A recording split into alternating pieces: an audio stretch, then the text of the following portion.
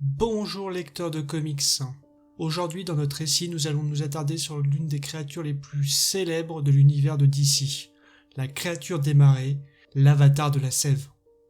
Swamp Thing a fait ses débuts dans House of Secrets, issue numéro 92, publié en 1971. À savoir, le personnage a subi de nombreux changements au fil des ans, et le Swamp Thing qui est apparu pour la première fois en 1971, nommé Alex Olsen, est assez différent du Swamp Thing que nous connaissons aujourd'hui. Mais quand DC s'est rendu compte qu'il devenait un personnage assez populaire, il a rapidement subi une mise à jour par ses créateurs, et le personnage d'origine est devenu un certain Alec Holland dans Swamp Thing issue numéro 1, publié en 1972. C'est bien sûr le Swamp Thing que nous connaissons le mieux aujourd'hui. La première série en cours de Swamp Thing a également établi un certain nombre de piliers dans son mythe, comme sa femme Abigail Holland et le méchant Anton Arcane, qui sont un parallèle à l'entourage de Alex Olsen. Maintenant, à savoir, il y a eu plusieurs personnages différents qui ont repris le flambeau de Swamp Thing. Mais je vais me concentrer sur Alex Olsen et Alec Holland, car ce sont les personnages les plus populaires et à mon avis les plus importants pour comprendre comment le personnage a évolué au fil des ans. Commençons par le premier, et c'est Alex Olsen dont l'origine est simple mais tragique. Olsen était un jeune scientifique très talentueux, habitant en Louisiane au début du 19e siècle, et il était marié à une charmante demoiselle nommée Linda. Les choses allaient plutôt bien pour Alex, jusqu'à ce que son meilleur ami et son assistant, un certain Damien Ridge, qui était secrètement amoureux de Linda en même temps, planifie de tuer Alex et d'utiliser le chagrin de Linda pour l'amener à l'épouser. Plutôt taré comme ami. Il est allé jusqu'à mettre le bordel dans les produits chimiques d'Alex, ce qui a provoqué une explosion dans le but de le tuer. Mais Alex a survécu à l'explosion. Alors Damien a secrètement emmené le corps meurtri et sanglant d'Alex au fond du marais voisin et l'a enterré là-bas. Avec Alex à l'écart, Damien a profité de la souffrance de Linda et a joué le rôle de l'ami concerné. Avec le temps, Linda est tombée amoureuse de Damien et les deux se sont mariés. Au fil du temps, Damien a commencé à croire que Linda soupçonnait sa complicité dans la mort de son ex-mari. Linda savait que Damien était un homme aux multiples secrets, mais il ne pouvait jamais se permettre de penser qu'il pouvait réellement assassiner un autre être humain. Cependant, Damien ne pouvait plus supporter sa méfiance croissante, bien qu'il l'aimait beaucoup. Il était prêt à mettre fin à la vie de Linda si cela signifiait de garder son secret en sécurité. Le type a upgradé sur le plan du psychopathe. Je pense que vous voyez où cela nous emmène. Ce que ni Damien ni Linda n'ont réalisé, c'est qu'Alex Olsen n'est jamais vraiment mort. Son corps a réagi chimiquement avec la végétation des marécages voisins, le transformant en une chose incrustée de boue. Incapable d'exprimer la rage qui grandissait en lui, il jura que Damien payerait le prix de sa trahison. Le Swamp Thing a fait irruption par les fenêtres du domaine Olsen et a attaqué Damien, brisant facilement son cou avec ses doigts puissants. Il laissa le cadavre de Damien glisser sur le sol.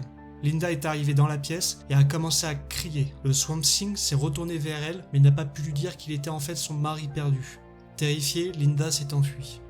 Le Swamp Thing a abandonné son existence passée, préférant vivre dans la solitude, dans les marécages qui deviendraient sa maison. Mais c'est vers l'année 1937 qu'Alex Olsen s'est finalement lassé de l'humanité et de ses conflits croissants. Il était plus que prêt à prendre sa retraite et à se perdre progressivement dans l'esprit partagé et entrelacé du Parlement des Arbres, où d'ailleurs il rencontra plus tard son successeur direct, Alec Holland, l'actuel Swamp Thing. Maintenant, laissez-moi changer de vitesse et vous donner l'origine d'Alec Holland en tant que Swamp Thing. C'est assez court.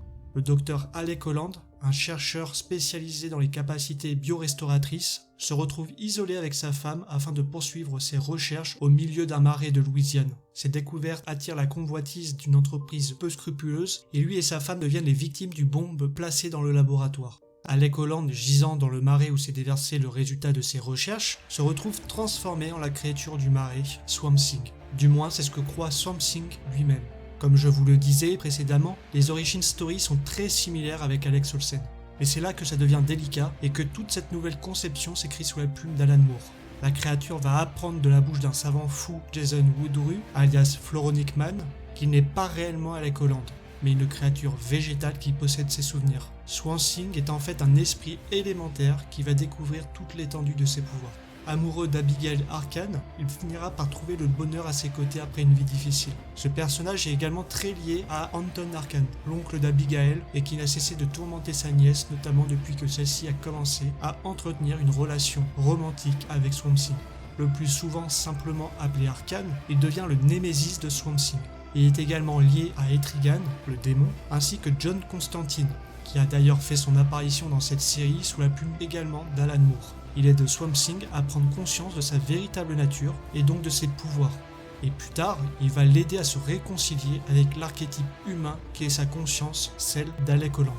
Il est important également de savoir que l'avatar de la sève est un personnage certes mystérieux, mais qu'il est également un personnage très puissant de l'univers d'ici. Il a le contrôle élémentaire. Alors qu'est-ce que cela signifie exactement ? Eh bien cela signifie que Swamp Thing a une maîtrise complète de toutes les formes de vie végétale et peut ordonner à la matière végétale de faire ce qu'il souhaite. Grâce à cela, il est en communication constante avec l'essence de la Terre et sert d'avatar pour toute la planète. Swamp Thing a également une super force et son niveau de force est directement lié à sa connexion à la Terre. Avec plus de puissance fournie par The Green, la force d'énergie cosmique qui anime toute la vie végétale dans l'univers, son niveau de force serait incommensurable, atteignant la limite du ridicule sur le niveau de force de cette créature. Swamp Thing est aussi presque immortel, car effectivement, tant qu'il y aura une sorte de vie végétale sur Terre, il y aura toujours un vaisseau pour stocker sa conscience, le rendant effectivement un petit peu éternel.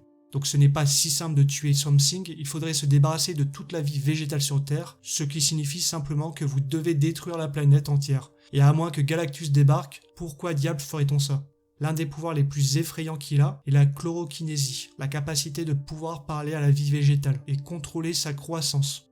Donc non seulement il peut ouvrir un marais, mais il peut engloutir son ennemi dedans. Il peut également invoquer des lianes pour emmêler ou piéger quelqu'un, mais il peut également contrôler toute la flore microscopique à l'intérieur du corps d'une personne et la tuer de l'intérieur. C'est vraiment le pouvoir qui fait le plus flipper sur ce personnage-ci.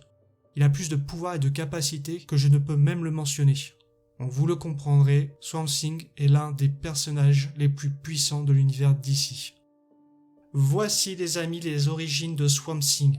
J'espère que cette vidéo vous aura plu et que vous comprendrez maintenant d'où vient le personnage et à quel point il serait fâcheux de s'en prendre à lui. Pour ma part, j'ai été inspiré sur cette vidéo car je suis en train de me relire le run d'Alan Moore, une véritable pépite que je vous conseille de lire.